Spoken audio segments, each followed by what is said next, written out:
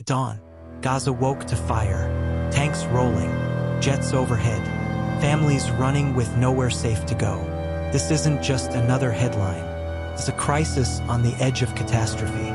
Israel's ground offensive has begun. The world is watching. Millions of lives hang in the balance. In the next few minutes, let's break it all down. The military push, the humanitarian disaster, the politics and the possible futures. Stay with me. You need to understand what's happening right now. In the last 48 hours, the fighting has escalated sharply. On September 16, 2025, Israeli forces launched a major ground offensive into Gaza City. Officials call it the main phase of the war. Thousands of Palestinians are on the move. Families crowd battered roads, carrying whatever they can. Some ride overloaded cars. Others walk for miles. Airstrikes pound residential blocks, hospitals, and key roads. The death toll keeps climbing. Over 65,000 Palestinians have died since the conflict began in 2023. More than 165,000 are wounded. Many are children.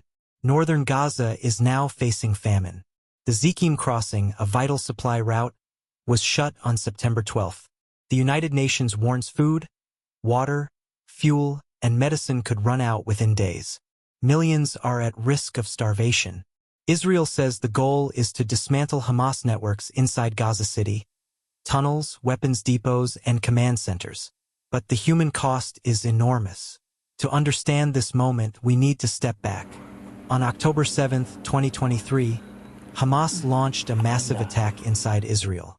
Israel responded with airstrikes and a strict blockade.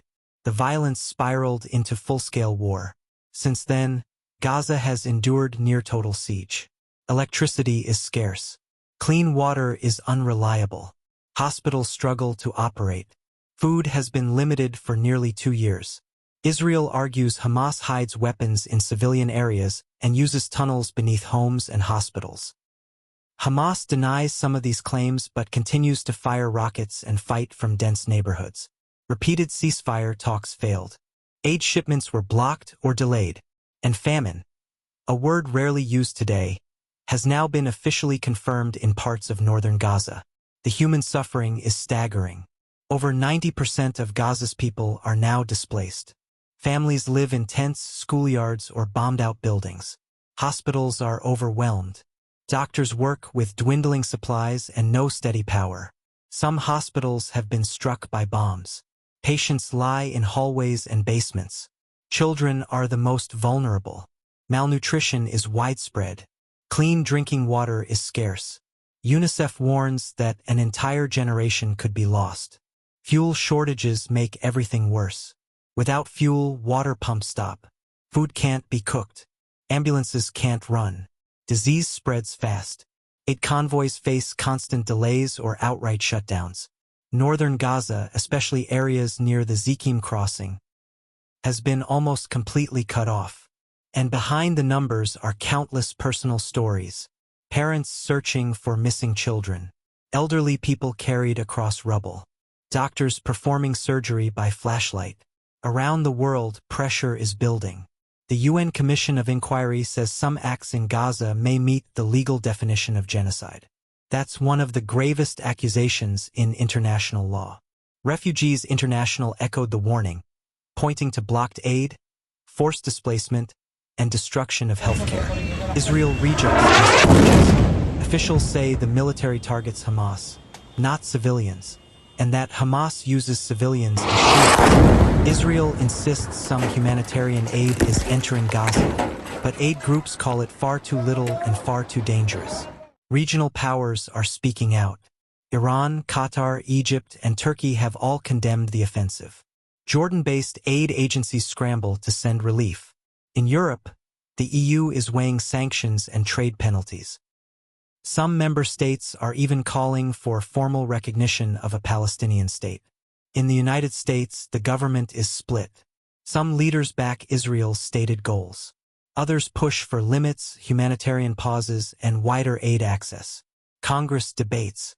Public opinion is divided. From a military perspective, Gaza City is one of the hardest battlefields on Earth. It's packed with civilians. The streets are narrow. Buildings are dense. Urban warfare favors defenders. Israel's strategy combines heavy airstrikes with armored advances. Tanks cut off supply lines. Infantry teams search for tunnels and command centers. But the operation faces serious challenges. Humanitarian limits. Every strike on a school or hospital sparks global outrage. Logistics. Supplying troops inside a city under bombardment is dangerous. Hamas tactics. Guerrilla fighters use tunnels and hidden routes to ambush advancing forces. Public pressure. Israeli leaders face protests abroad and debates at home. Even if Israel captures key areas, military analysts warn that holding territory and rebuilding Gaza without a political settlement will be nearly impossible. What are the possible outcomes? Scenario A, full push, conditional ceasefire. Israel keeps advancing. Hamas resists. International pressure forces a temporary truce. A deal might involve hostage releases, outside monitors, and open aid corridors. Scenario B, urban stalemate. Israel secures parts of Gaza City but faces heavy resistance and rising casualties. Aid remains blocked. Global outrage leads to sanctions or legal action. The war drags on with no clear victor. Scenario C, wider escalation. Regional actors like Hezbollah in Lebanon or militias in Yemen enter the fight. The conflict spreads beyond Gaza. What could change the game? A breakthrough ceasefire plan with strong international backing.